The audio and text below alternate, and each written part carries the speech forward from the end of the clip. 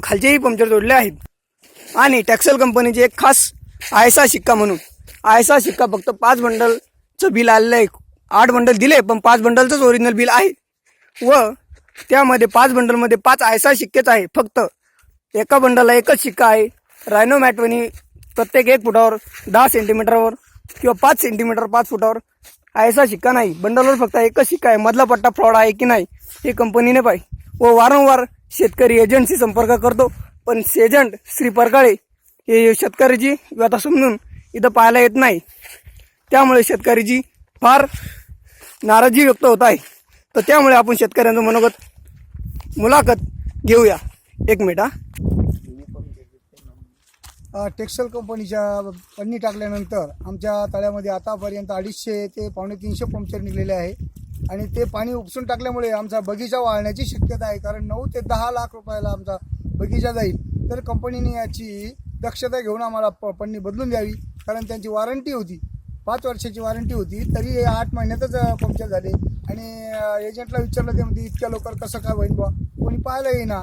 अशा कंपनीचं दुर्लक्ष केलं तर कंपनी हे होईल। ISI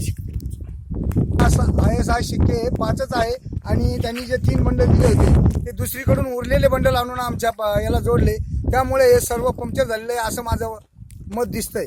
कारण कंपनीच्या मॅनेजरने आणि सर्वांनी इथे येऊन पाणी करून ते आमची पन्नी आम्हाला द्यावं, नाही तर आम्हाला कोर्टात जायची बारी आहे। धन्यवाद। ओके।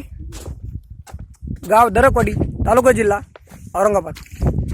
त्यांचे नाव शिलाबाई शंकर वाघ, हे पुन्हा शिलाबाई शंकर वाघ त्यांच्या नावावर ही पन्नी घेतलेली आहे।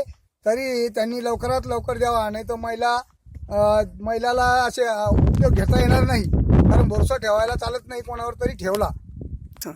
टेक्सल कंपनी ही शेतकऱ्याची फसवणूक करत आहे आणि चांगलं आहे म्हणून टाकून देतात आणि कधीही पाहायला येत नाही। त्यांचे लोकही पाठवत नाही, पाठवू म्हणतात। आता बरसातीचा टाईम आला, आमचा बगीचा वळून जायची टाईम आलेला आहे। वर्षामध्ये पूर्ण पन्नी खराब झालेली आहे।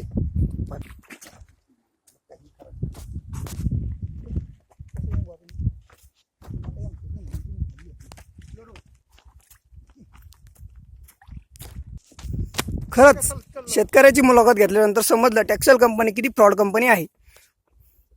शेतकऱ्यांचे इतके पंक्चर झाले किंवा 500 मायक्रॉन पन्नी टाकूनही सुद्धा इतके पंक्चर होत नाही।